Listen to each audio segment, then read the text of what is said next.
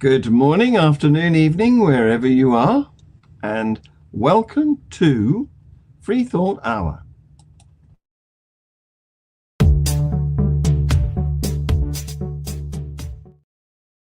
So here we are, it's that time of the week again, and I know that you don't do schedule. You're an audience that likes to do play on demand, but nevertheless, we're keeping up this tradition for one or two stalwarts who we hope will join us. But if you don't join us, of course, you can't get involved in the show. You can't put your comments up. We can't answer your questions. Anyway, first of all, introduce Tercia, my co-host. How the devil are you, Tercia? Hello, John. I'm good. We were talking about the pleasant weather we're having and the Springboks that beat the Welsh. But I must say, the Welsh put up a really, really brave fight, a very young team. And they were impressive in their defense. But yes, well, what I haven't said about you is that you're in South Africa, which of course is the other hemisphere. So while it's cold and wintry here, you've got summer coming. Lovely, yeah. And we're about to be joined by our guest, Mike Potts. Hello, Mike. How the devil are you? I'm great. I'm good. Thank you for having me. And you're in Northern South Hemisphere? Indiana. Yes, Southern Indiana, Northern Hemisphere. Yes. Yes. So what have you got weather-wise right now? It's pretty mild. The temperature is in the 40s Fahrenheit. I don't know what that would be Celsius, but it's 10. fairly mild. No, less than 10. Five. That would be 5. That's cold. Yeah. Oh, well, for here, that's not terrible. Yeah. It's what you're used to, isn't it? Yeah.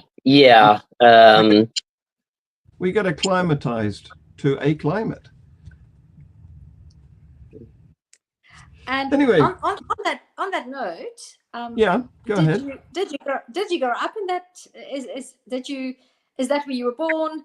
Because just as a starting point as well, my husband and I were talking about the whole thing about the United States, and we were wondering the other night, how easy is it to relocate between states, and do people in the United States often relocate between states? How does that work in your valley? It's very easy. You just you would just move to a different state. There's most laws, rules, everything is pretty much the same state to state. You'd have to apply for a different driver's license, local, that kind of thing. But otherwise, it's nothing. It's easy. Yeah. And do people relocate between states as a rule? Is it frequent? Do people frequently move from state to state? If their job requires it, maybe going to a different state to apply to college, maybe that might be something. I don't know how frequent it is, because you have to, get a completely different job, and it's the stress of a new home and all this. I mean, other than the stress of just moving from, like, the act itself is perfectly simple. It's really not any different. Yeah. So well, I hate moving, so that's why I've lived here for the last 51 years. I quite enjoy moving, but I want to know, is Indiana a red state or a blue state? Red. Okay, and have you been in a red state all your life? Is this where you grew up? Tell us your story. John always says, how did you become the Mike that you are today? So off you go. Oh, well, okay, so this is my hometown. Yeah, I grew up here. I have moved a little bit throughout my life. Lived in other states in Indiana through marriage, other cities in Indiana through marriage. But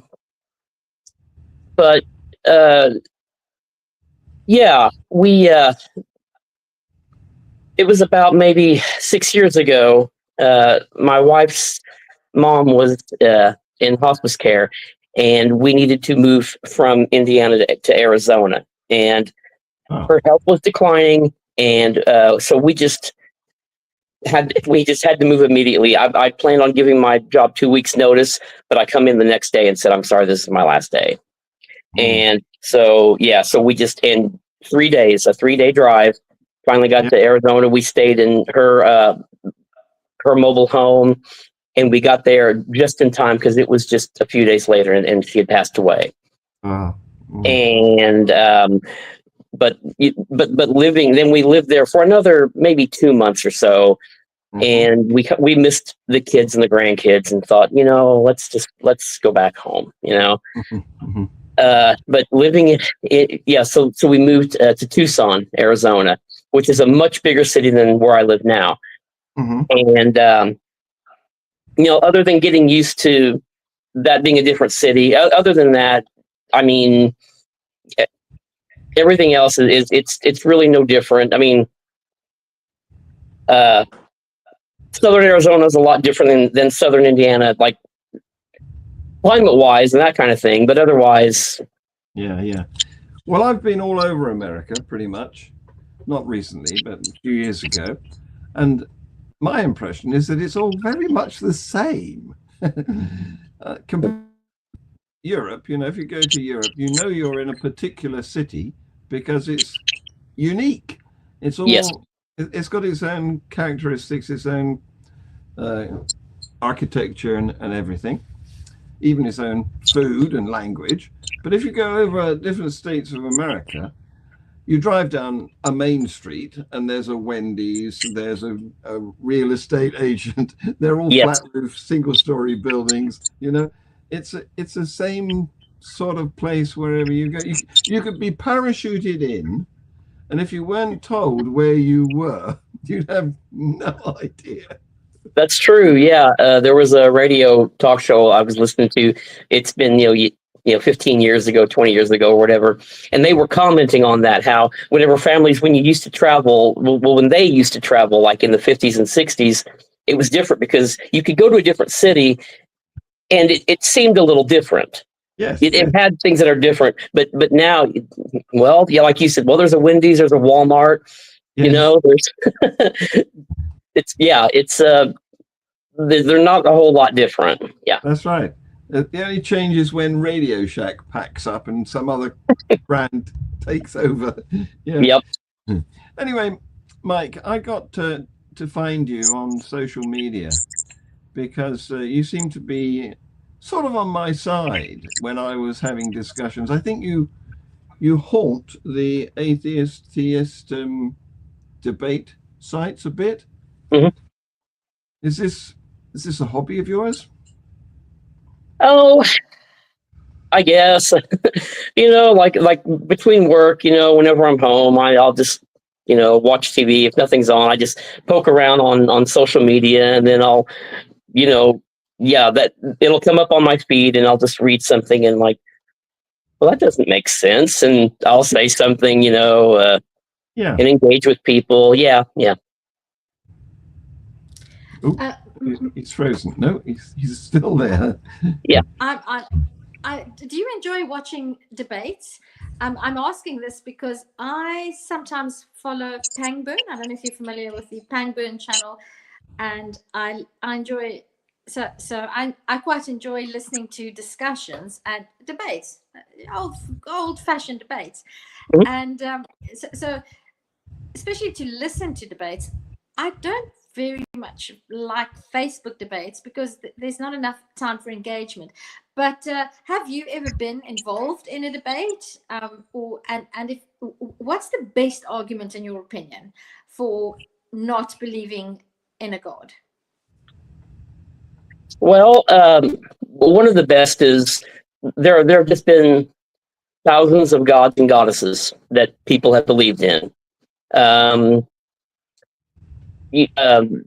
They've been used to explain everything from earthquakes, tornadoes, lightning, and thunder.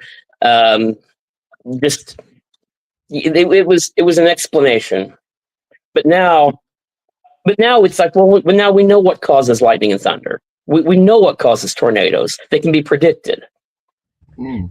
And the reason we know that is because at some point we had to suspend the idea of maybe a God is doing this, and let's find out really what's happening. Mm. I mean, that's how we, because somebody had to say, well, maybe there's something more to this. Mm. And it's when you suspend it and then go looking for answers, if you put enough time into it, well, now we have the answers. Now we know this. And if we didn't do that, we would still think that God's caused these things. You just wouldn't know. Yeah. Mm. It tends to switch off curiosity, in fact, doesn't it? By saying you mustn't ask these questions. Although what's interesting, if one looks at the history of science, most scientists were religious. So because we tend also to compartmentalize. So you can believe in God and still ask yourself, so how does lightning work? Which shows that you don't really believe that it's a God that causes it, which is how funny our brains work. What is your opinion? The operative word in your first sentence there was, if you look at the history of science, yeah, and indeed, historically, I mean, if you go back 150 years, everybody was religious, and that included scientists of the time. But since then, there's a huge gulf between scientists and the rest. And a vast majority of scientists are not religious now. I wonder if I can ask you this, Mike, because talking about scientists not being religious, and I don't want to talk politics, but I want to ask you, do you think Donald Trump is a religious man? I don't think so. Because funny enough, most Americans think that he is, which I find so preposterous. And this brings me to one of the things I wrote down here. Do you think Christian nationalism is a thing in the United States? And what is your opinion on it? I think for some people it is. I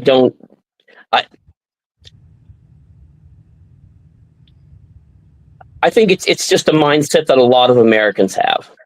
Mm. I think it's a mindset that a lot of Americans have, where it's just but we're a Christian nation, and you can't really convince them otherwise, and so I just kind of leave it alone. I don't really.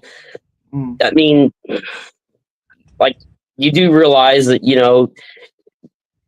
you could be any religion you want here, or not have any religion at all here, but they'll come back with but we're a Christian. It's like, no, you're just free to be a Christian, but no.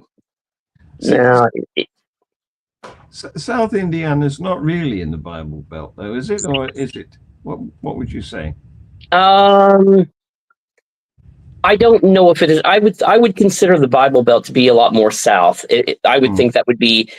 I think that would be Texas, Oklahoma, that sort of thing. Now, I might be wrong, and someone's welcome to correct me, but I would just consider where I live just to simply be the Midwest. Uh-huh. Mm. Okay. Yeah. Okay. So could you get elected if you weren't a Christian where you are? Doubtful. I doubt it. No. But not because it's prohibited, just because people don't trust. That is exactly it. Yes. Yeah. The elections around here, almost always Republican, almost always. And I've heard it said before, what would be the problem with voting for a Democrat? And I've heard people say it'll go back to a pro-life thing. If we do that, they'll kill babies. What? Yes. What? Yes. Someone had said, well, the reason I don't want a Democrat president is because more abortions happen whenever there's a Democrat president. What? And that is it. That it boils down to and it's whatever a person's opinion on pro-life or pro-choice. It's strictly that's fine, but that is the way they look at it. A lot of people look at it around here that way. How open in your daily life, how open are you about not being religious? Do your colleagues at work know that? Do your family members? Obviously, if you're here, then you should be fairly open. And how does that work for you? I don't really talk about it. If it comes up, I'll discuss it, but I don't really, talk about it. I don't know. If it comes up, I like to let people know that, if you have some doubts and this sort of thing, you're not crazy. It's having questions about your religion or your faith. It doesn't mean the devil is getting a hold of you or something like that. But I'm not really like I don't broadcast it a lot at work. I wouldn't mind talking about it, but I don't really. Yeah. It's not. You don't preach. Yes, that's correct. Yeah. Yes. Yeah. So but you what do you do do for a living? Sorry, John, go ahead. Well, we could do what you do for a living, but I know that Mike is a musician on the side. So what is it? What is it you play, Mike? What instrument? I play the guitar. I've been playing guitar since I was 15. Yeah. Well, me too. I used to play the guitar, but I stopped 40 years ago, so I can't play the guitar anymore. Oh. Yeah. Well, I do play the piano a little bit. There's my piano behind me, but I play the piano very badly. Persia, do you play the piano for assemblies? I know you've got a little school. Do you have an assembly, and do you play hymns, and do the children sing? I do play hymns. I love playing hymns. It's about so there's the hymn book. I can show you. Oh, right. Yes. Okay. That's the Afrikaans. Yes. Very traditional Afrikaans hymn book, and I was so indoctrinated. I still know most of those hymns. I know the words off by heart, and I do sometimes play, but only because the kids like to see me play the piano. Yes. So, but I don't do assemblies. I do not. But Mike, to get back to you, what do you do for a living when you don't play guitar? Well, so I work at an auto plant. I make the rails that go under the seats in the cars. There's a machine I run, and so business is picking up a little bit. Had been working a lot of 4 and 5 hour days, 6 hour days, but business is picking up, so that's good. Back to getting full days again, and maybe some overtime. Yeah. That's about it. I've been there about 6 years now, and I like it. I like the people I work with. It's a nice environment. Great. Yeah. So do you think this is interesting because, of course, your forthcoming president, Trump-elect, policies to prevent foreign vehicles being imported, hasn't he? He's talking about slapping 100% tariff on Chinese cars. That's going to price them out of the market, isn't it? I would think so. I haven't looked into that, but I would think that's what would happen. So your company will be boosted by having to supply more demand. So I would think, so that's going to be more hours of work, more money. So that's always good. Yeah.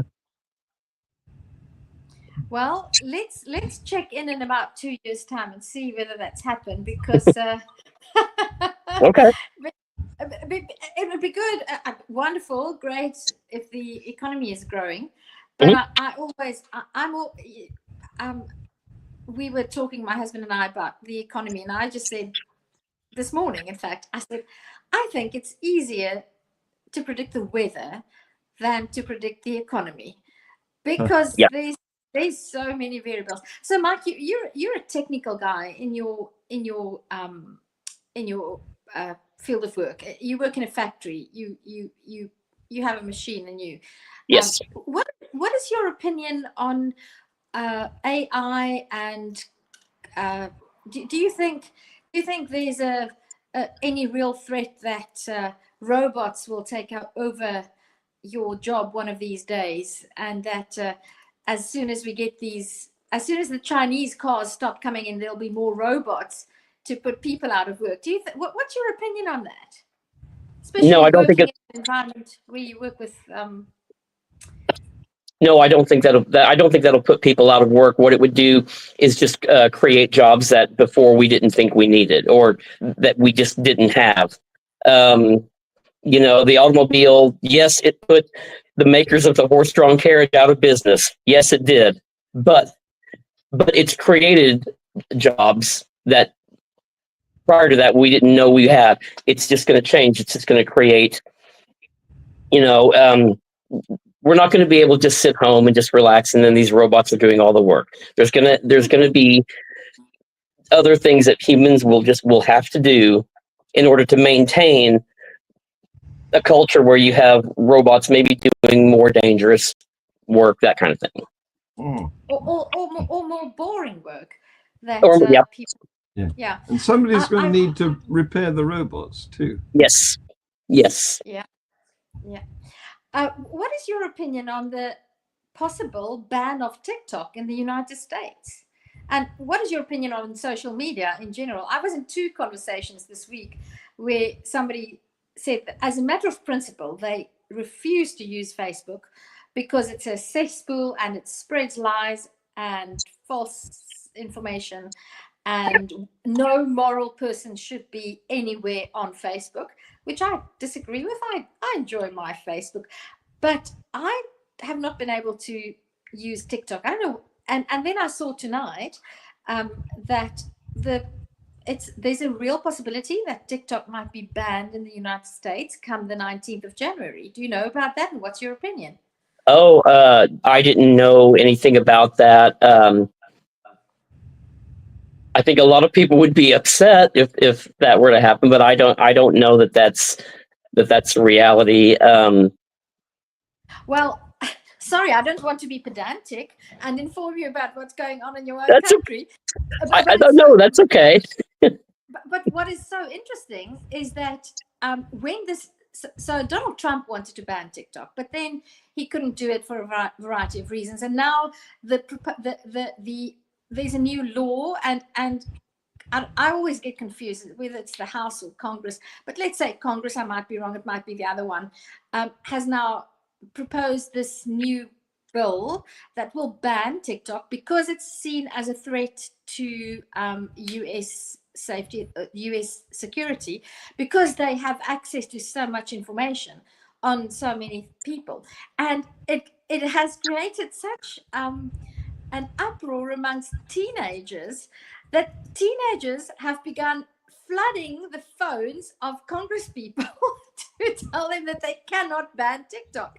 It was hilarious when I saw that teenagers are phoning, and teenagers are making videos. I mean, 11, 12, 13-year-olds are making these videos where they say how they are going to protest against the proposed TikTok ban. So 19th of January is the date.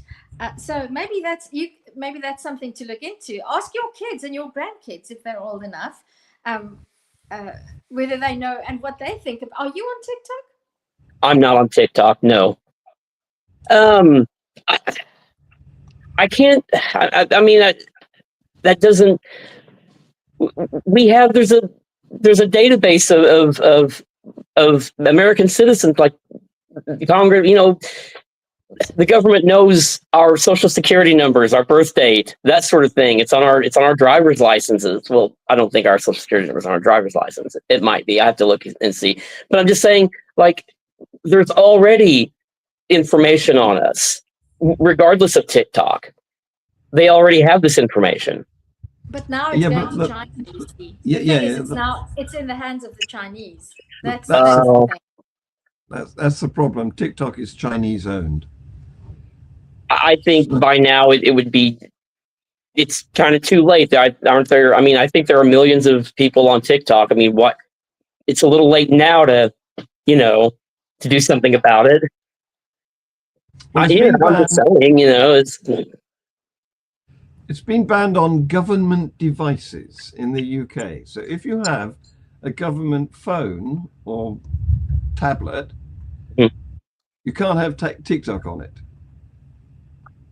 Now that makes more sense. That I would understand. Yeah. Because of the security risk. Yes. Yeah, that I understand. Yeah. So something else, just talk about the security risk that I want to ask you. And sorry, I don't want to harp on the American election, but I follow the American news more diligently than I follow my own country's news. And I was following the American elections as in several times a day I would check in. And I'm wondering, so do you think there's a real threat to freedom of speech? Do you think that your new president-elect, whom I think has definite fascist tendencies, would you, in the current climate, feel free to go to say on a show like ours what you think of Donald Trump? So I won't ask you to say that. I'm asking you, what is the climate like? Would you feel comfortable to, let's say you did have a not so positive opinion of Donald Trump, which I'm not saying you have, but if you did have, would you be fine to say it out loud, or would you be a little bit circumspect to make any proclamations like in public? I don't think it would be a problem at all to have the only any kind of backlash would be from Trump supporters. That's all it would be. Okay. Mm. Okay. Yeah. Okay. Mm. So in Australia, they're proposing to ban all internet-connected devices to children below 16. What about that? I saw that, but how are they going to administer that? Yeah, how are they going to enforce that? Yeah. How are you going to enforce a regulation like that? I've no idea. It's not as simple as saying you can't drink until you're 18, is it? Because and look at how well that is enforced. Yeah. Anybody could get access to a phone or a tablet, and how would the police know? How would they be able to prevent it? It's just a nightmare, surely. Yes. Can you imagine the kind of surveillance you'd need to have in place to determine whether the user of a device is 16 years old? You would literally have to put something on that device where that person would have to say, for example, what I can see happening is each device would be fit with some special scanner that the moment you switch it on, you have to take your fingerprint, and your fingerprint is attached to your ID or your social security. In South Africa, we have an ID, and then if the device sees that your fingerprint is registered to somebody younger than 16, then what? They're going to shut down the device? Are they going to make it explode? It would switch like off. The yes. Israelis, like What the Australians what the Australians are trying to do is to make the social media companies responsible for preventing under 16s getting their content. They're never going to do that. How are you going to manage that? Well, It's I don't crazy. know. Yeah. The older people in the household could just scan it, and here you go. You can use my phone and FaceTime your friends. Yeah. It would the same way you get someone older to buy you alcohol if you're under 21 or 18, depending on where you live. You just get someone to do it for you. Yeah. I can't see how they're going to make it work at all. But there. But sorry, go ahead, John. I was going to say that's what controlists. I'm trying not to say control freaks, but that's what controllers, people who want to control everybody else, have in their mind. They've got this ambition to prevent everybody doing what they particularly dislike. That's an awful lot of money, an awful lot of resources and effort to put in to someone just an age restriction. That's just, I don't know. Seems like their time and efforts could be put to something more beneficial. Well, saying that, I'm a teacher, and I would rather government spend money and resources on training teachers how to educate children to be critical thinkers. Then they will know how to navigate social media, and they will learn how to trust and how to discern sources of information. I think that would be a way better attempt at protecting children from the potential harm of social media, which I think is very real. But I don't think I don't. I hope, John, we're going to have to put this show far away, because just imagine some government listening to my idea about the chip and the fingerprint. Imagine somebody uses that and they use it to prevent. Well, I'm sorry to Tess here, but I don't think that's an original idea. But has it been done before, though? Well, we've had fingerprint recognition technology a long time now, haven't we? Yes, but not implanting it into devices and using your fingerprint to let your device monitor and give you access to certain things or not. Well, let me tell you a little story here, because almost 10 years ago, I went to Istanbul in Turkey, and I had the latest iPhone at the time, which was one of the first with fingerprint recognition. And when I was going through the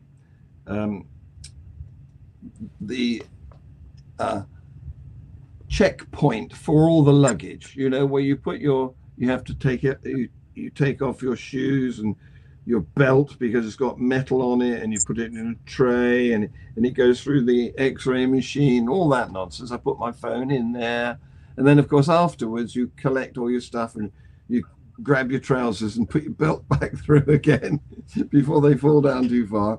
And I left, leaving my phone behind. And I got some way towards the gate, but remembered before I boarded the plane, went back, and there were the guys looking at my phone, trying to switch it on. How do you prove that it's yours? They said. So I said, give it to me. And I put my thumb on the button, and it came alive. And they couldn't do that because they didn't have my thumb. Yeah. So it's not difficult for technology to operate in that way. So if you've got a database with everybody's ID on it, and you know the ages of the thumb owner, then okay, it'll turn off again, or restrict you to what you can receive on it, whatever. Yeah. Mike, I want to ask you whether you have a favorite atheist. Oh, not necessarily. No. There are people that I've listened to who continue to make really, really good arguments. Penn Jillette does. Let's see here.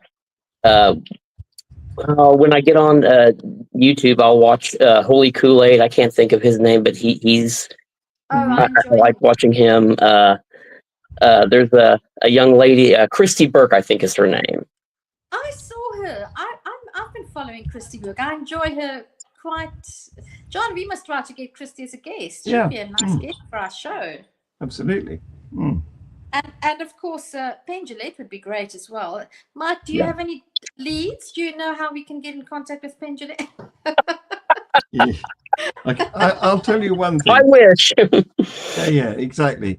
These people are not easy, especially people like Penn who have an agent, because the agent, you have to contact the agent. They don't have any contactability themselves.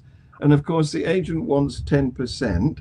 So you can't get Penn along for nothing, because the agent wouldn't get 10% of that. Yeah. Would you mind telling us about your deconversion process, Mike? Or Yeah. were you never religious? Maybe you were never religious. Maybe, So I grew up in, I would call a Christian household. We didn't necessarily go to church every Sunday, and my household wasn't steeped in religion, but we identified as Christian, non-denominational, just Christian. And once in a while, my mom would sort of get on what I would call a religious kick, where she would want to start going to church every Sunday, want to start saying grace before eating, just this kind of thing. And I was about 11 or 12 at the time, and we were a few days into this, and so saying grace, but it wasn't. You would just say it very just quietly, just to yourself. When we got about 3 days into this, and she had handed me dinner, and I just started eating, and she says, "Well, Mike, you didn't say grace. What's And I said something like, I already did, or I don't have to, or something." And she said, "Well, no, you didn't. You just started eating." And I said, "Well, yesterday, whenever I was saying grace, I went ahead and asked God to go ahead and bless every meal I would ever have for the rest of my life." That's And smart. okay, and I really want to clarify that I was not trying to be a little wise guy. I was totally serious. I totally bought into this. I totally believed, because I've heard, well, God knew you before you were even born. Okay. Yeah. So God could bless every meal I ever have for the rest of my life. That seems plausible. And then she got mad, and it's like, but why would you get mad about that? It just seemed like a weird reaction to me at the time. Like, I don't understand why this is what you're mad about. It just seemed weird to me. It's a very sound idea, isn't it? Instead of leasing God on a day-by-day basis, you just buy him outright for your rest of your life. And that is brilliant. Whenever I have these conversations, I always think, is it really worthwhile asking another person to tell us their story? And then each time, each individual comes up with something novel, like this brilliant idea. It is. Yes. Just do this. Do it in advance. After all, God knows exactly how many meals you will be eating until you die. So just sort of cover the whole session. Yes. God could bless those carrots and potatoes 20 years before they were even grown. Yes, absolutely. That's reasonable to me. Yeah, if you've created a universe, this should be easy stuff. Absolutely. Well, there's that, and you would see sports teams, they would pray before a game or something like that, or hear people say, well, God, I prayed and I got the promotion at work, and it's just like, but aren't there starving kids in the world? Like, aren't there just more important things to do than to help you find your car keys? Just I've seen on the Facebook Atheist and Theist debate page, well, we're gonna pray to end atheism, and it's like, but isn't there domestic violence in the world? Aren't there more important things you would want to get rid of? Why do you care that there's a group of people who just think differently than you on the topic of religion? Why do you care about that? Well, there's that eating babies thing again, isn't there? It could be. And just on that topic, God obviously doesn't care about the atheist either, because surely if he did care, he could have converted all of us in one go. So obviously God doesn't care about that either. So anyway, I'm a bit hungry. So can you pass me another baby, please? So Mike, I want to ask you, did you read the Bible, and what are your thoughts about the Bible? And I'm asking this because I've been an atheist for 10 years now, but I still read the Bible, and very much like conversations with humans, I still find very interesting things in there. Of course, now that I don't read it through the God-tinted glasses, I find different things than I used to in the past. In some ways, it's more interesting than it used to be. Do you read the Bible? Did you read the Bible?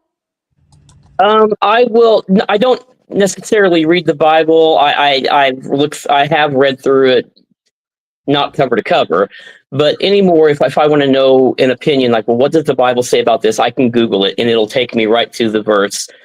You know, this is what it says on this topic. Mm. That was another part of deconversion. This happened back whenever I was a teenager, a long time ago. And so my mom and one of her friends were telling me, they were saying, well, Mike, you know, when Jesus comes back, it's going to be like a thief in the night. And they both look, you know, yeah, like a thief in the night.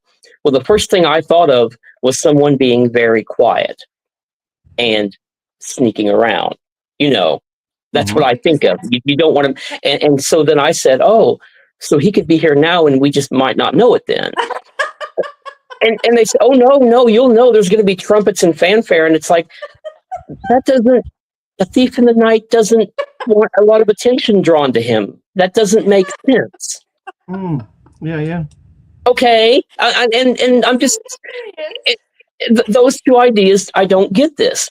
And it wasn't until later on that I found out that what it meant was that it was the element of surprise. Yeah. That's what it meant. Like you wouldn't know. Like it's just going to be surprising. But the first thing I thought of was being very quiet, and like that's what I thought of. And I just thought these two ideas just don't go together. But you two, my mom and her friend, it's like you just both agree on this. And at the very least, I think couldn't they have just said, you know, I understand where you're coming from, but that's not what this verse means. But I don't know whether they knew or not. They were just repeating these words. Yeah. And it just seemed like, well, this is just, that's what a parrot would do. You're just repeating words. You know, like those ideas behind them don't really make sense. Yeah. And then we haven't mentioned what gets lost in translation either. The story you just told about the thief in the night, I found it so funny. It reminds me of a friend of ours who's he had a younger brother who was very much afraid of being alone, even if the light was on, being alone in any room when he was a little 4 or 5 year old boy. And one evening his mom had to finish supper and he had to take a bath, and he didn't want to stay in the bathroom without his mom. And the mom said, don't be afraid. Jesus is here with you. Jesus is always with you. Don't be afraid. And she went to the kitchen, and the next moment he stood there next to her, dripping wet, completely naked. And she said, what are you doing here? I told you, don't be afraid. Jesus is with you. And he said, Mom, Jesus and I were very scared, so we came to the kitchen. Yeah. It's similar to that. Well, of course, you're more likely to find nicely cooked babies in the kitchen, aren't you? Oh. Mike, how many of your family members, your children, your spouse, your parents, are they religious? And how do you navigate the holidays? What do you do around Thanksgiving and Christmas and well, so my mom passed away in 2012, and my dad, he's in a nursing home right now. He's not really, like I said, not super religious. He might, if you asked him, if you cornered him, yeah, he might identify as Christian. That's probably true. But the rest of my kids aren't necessarily super religious. It's really not a problem. I do have other family members. I don't see them very often. They live too far away, but they're on social media and who are religious. But it wouldn't be a problem. It's never, you know. We don't really discuss it, which is nice. Yeah, it shouldn't be a problem. That's great that it isn't, because it shouldn't be a problem. You should be allowed to hold your views without any fear of repercussions or anything like that. Yeah, there was a social media version of Jesus. I can't find it now, but it was very funny. It was a chat bot, you know, an AI version of Jesus came on the screen, and waved his blessing fingers around, and you could ask him a question and he would give you an answer. I wish I could find it. Well, we do know, John, was it on Atheist News, that Global Atheist News, that the Catholic Church now has an AI priest that can take confession? Was it something like that? Yes, it was very much like that. Yes. Yeah. Bot Jesus. Build and host your very own chat bot. Connected to in Text with Jesus, the Christian AI chatbot app. Add Jesus Discord bot. I think this was it. Ask Jesus chatbot. I wonder if I can get this into the show. What's your opinion on AI, Mike? While John gets us the chatbot, I referred to that earlier on, but are you familiar with the works of Noah Harari? I'm reading Nexus at the moment, and I have very conflicting feelings about AI. What's your ideas about that? I've seen it. I've seen them as posts come up. It just seems very, very impersonal, which of course it does. I think it's. I don't know. I think it's just taking away from the personal aspect of, whenever people would, communicating, that kind of thing. It's. I don't know. I think there's going to be just a distinct difference between that and just personal communication, just personal. I don't know, a personal touch. Do you think it holds any threat to us as human beings? No. There's going to be too many people who will either question it or it's not, or not take it as seriously. Like we live in an age where we can be connected around the world. We have all this information, at our fingertips. You have all these facts, information, and I mean, and what are we looking at? Cat videos. That's extremely important. Cats are absolutely. They are very important, yes. But that's we have all this information, but no, we're just watching cats fall asleep and fall off the dresser. But always land on their feet. But they do, yeah. I think people will find a way to just sort of find an entertainment value in AI. Okay. Okay. If you could change one thing about human nature, what would it be? Oh, I think just to be more open to learning something and being able to just change your mind and be wrong whenever something is presented to you. But like with fact-based evidence, just be able to be wrong. Just be able to say, this whole time I thought it was this, but come to find out it's actually that. What is the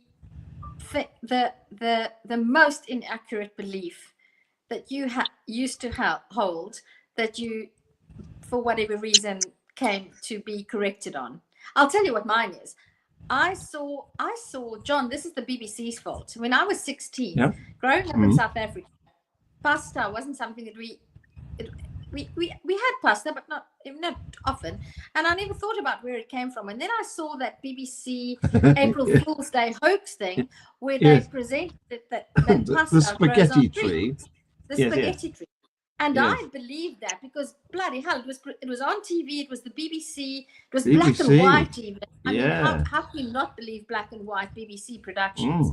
And I was in my 20s. And I asked my mom something about would spaghetti trees grow in South Africa? And my mom looked at me and said, "What are you talking about?" so I can confess that I fell for an April Fool's spaghetti. Do you have treat. April Fools in South Africa? Is that a thing? Yes, yes, it is. Yes, it absolutely is. We've had some radio stations and things that have done excellent April Fools jokes. But Mike, I want to know from you: is there something that you believed very sincerely and realized that you were completely wrong about it and had to change your mind? Ah, oh, let me think about this one for a minute. While you think, Okay. sorry, No, go ahead. I was also quite I accepted homeopathy for a time in my life. I had some belief in homeopathic medicines, and I actually went to see a chiropractor, and I thought that it helped. And so I was taken in by some woo beliefs, and I probably still am, although I really try very hard not to. So did that help you in any way, Mike, to come up with something? Uh, I think prayer might be the one. I think prayer might be the one that I used to just think, okay, good. Now something good's going to happen because I prayed on this. Good. And then when it doesn't, it's just, okay, so something good that's different is going to happen.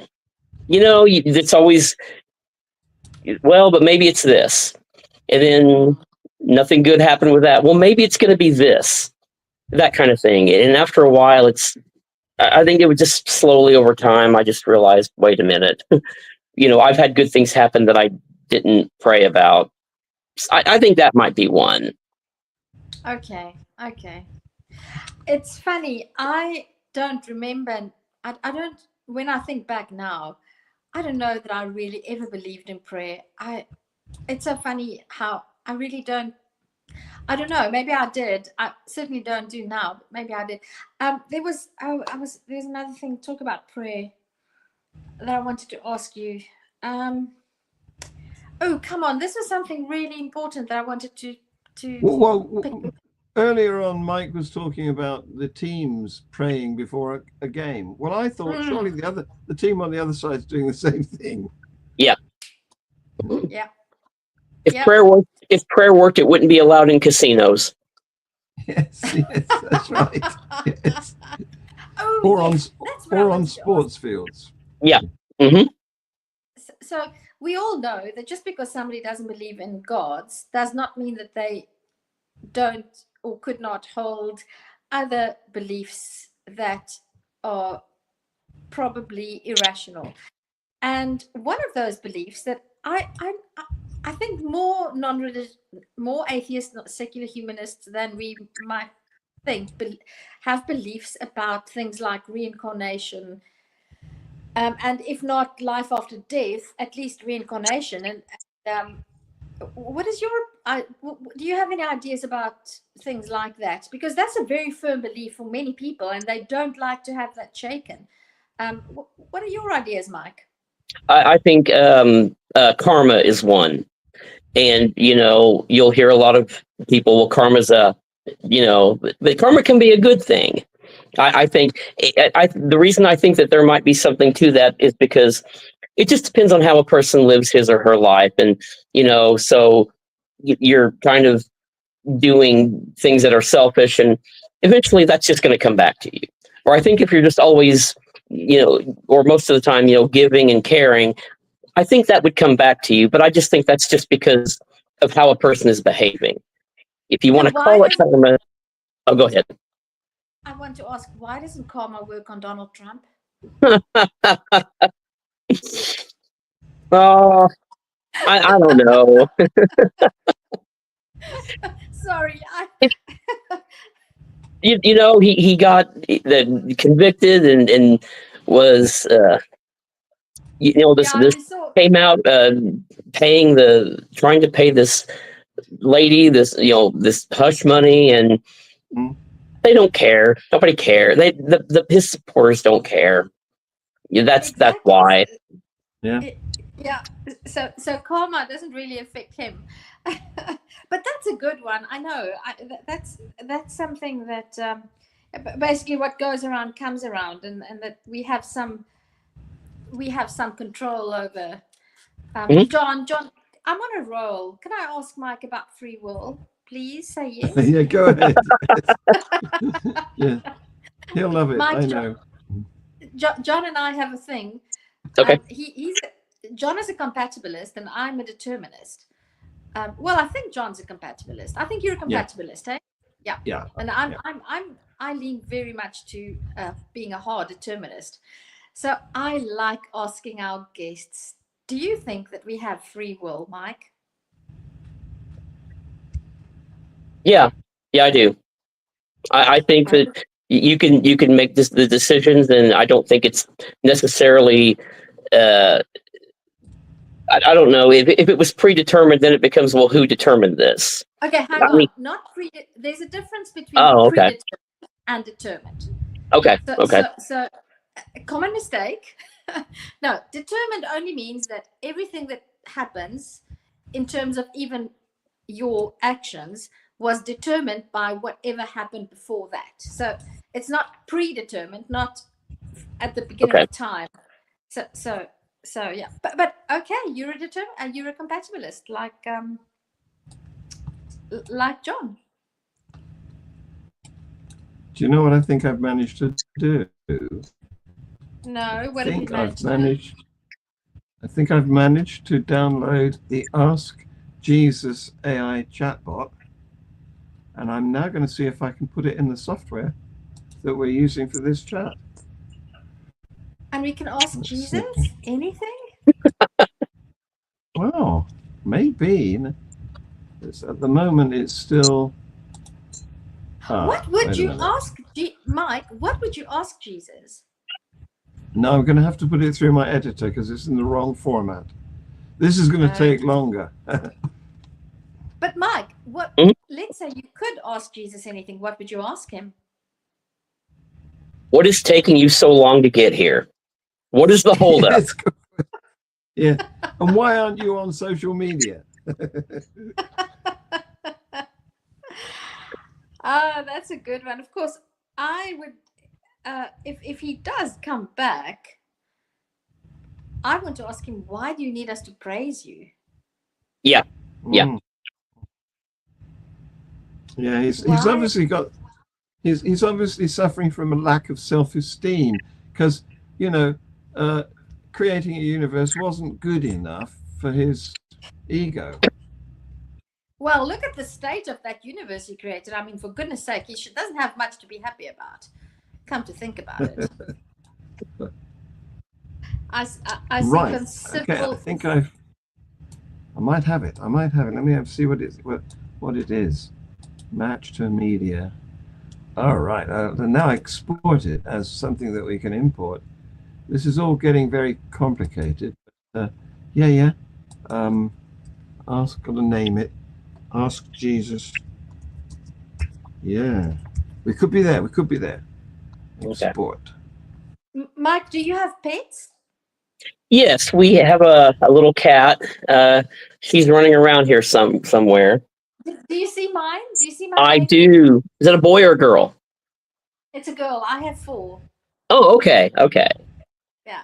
Yeah, we have a little girl cat. Ami is her name. It's short for Amadeus. That's cute. Mine's Mozart. This one well, Amadeus Mozart. So yeah. That is so cute. John, have you got something there? Are we going to play out on Ask Jesus? We've got 1 minute. Oh, it's not going to happen. It's 96, 97, 99. Now I've got to upload it into the StreamYard. Okay. Should we run over? Yeah. You're the boss. If you want it, yeah. Hello, Dean. That's it, Dean is edited. here. Dean, I know Dean would have some questions for the Jesus AI. Dean loves AI. He's playing on AI forever. Let me Mike, see. Yeah, here it is. Okay. Dean is from South Africa. and he's quite involved with the Atheist Republic Cape Town consulate. So it's always nice to see Dean. Hi, Dean. I'm trying to upload the Jesus chatbot, Dean. So we'll see. We'll see whether we can do this. And Mike, you have gained the exceptional honor of, at times, we had 6 live eyes on us. I don't know if you could see that, but I couldn't see on here, but that's great. All right. That is great. These were six. Have that, so were these at times, 6 one-eyed people? At times there were 6 viewers, so that's good. Thank you, Mike. Six viewers. You not brought 6 us one-eyed good people. Come here, Almi. Come here. Say hi to people. There you go. Oh, she looks like one of mine. There you go. One of mine has not gonna exactly play. that coloring. Also, the dark face. Oh, and Otangelo is here. John, Otangelo is a fan. I'm beginning to believe Otangelo is a fan. Do you agree? Yeah, I think so. He's regular now, isn't he? Yeah. It's nice to see you, Otangelo. Mike, are you familiar with Otangelo? I don't think I am. It's nice to meet you. Well, go and watch a few episodes of The Atheist Experience, especially look at the interactions between Matt and Otangelo, and you're going to love Otangelo. Okay. We love Otangelo too. Yeah, welcome, Otangelo. No hard feelings at all. Absolutely none. Both John and I are lovers, not fighters. We prefer peace and happiness. Yes. Yep. Peace. What's the peace symbol? No, I don't know. One of those. Peace and love. By the way, John, I'll just give an update on Matt. Due to a horrible oversight on my side, I misread the email that Matt sent, and we thought he was going to appear last week. He didn't, and now we're trying to reschedule. We're looking at January or February next year. So I don't have any formal date set yet. But I am in communication with Matt, and he has, in principle, agreed to be on our show. We just need to find scheduling. Yeah, that's so, Matt Dillahunty. Oh yes, of course, that's Matt Dillahunty. Who, when he's not doing atheist activism, he's at reptile expos and things like that, because that's another venture of his. Do you have snakes in Indiana, Mike? Is it too cold? Do you have snakes there? We do. Yes. Yeah. This is dangerous ones.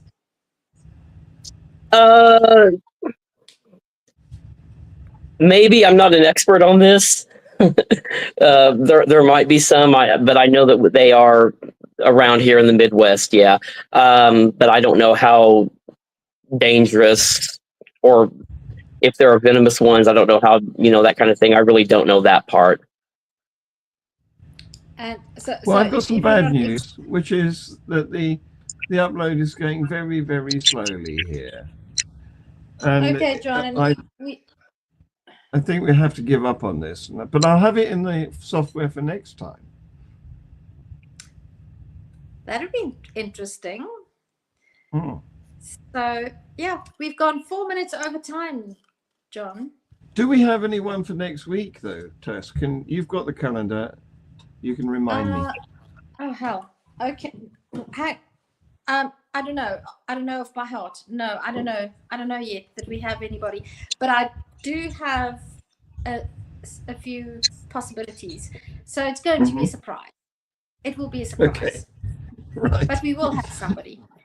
And if we don't have somebody, then we do miracles. We just John, look, we've got 7 eyes. So there's a miracle. No, we haven't. They have 2 each. So that's how many? fantastic. Brilliant. Brilliant. So next week, no, we don't have a guest yet. And my phone is on StreamYard and my tablet is too far away for me to look it up now. Dylan But Blovey, Peter. we will come up with something. We do miracles. We are creators, and we will pray on it. And Yeah. we will see. We will have AI Jesus, John. Maybe we can do AI Jesus. We can ask AI Jesus some questions. A couple of See, weeks that would ago, have I been was great. entertained to a A couple of weeks ago, I was entertained to a lovely meal, and I was asked if I was willing to do grace at the start of this meal. So I said, okay, yeah, put your hands together. For every mouthful, let's be grateful. No, for every plateful, let's be grateful. Yeah, that's a nice thing to say. That's good. Yeah. On that note, sorry, John, I don't know who we have next week. AI Jesus approves and forgives, Dean says, and we had 7 eyes on us this evening. Mike, it was lovely to meet you. You too. Yeah. Thank you for having me. Hope you enjoyed it with the time spent with us. Yeah. Great. Yeah, this was a lot of fun. Thank you very much. Thanks, Mike. Thank you, Mike. And thank you, Tessia. And thank you, all these one-eyed people who have been watching us. Thank you, John. Thank you. Bye-bye. Bye-bye.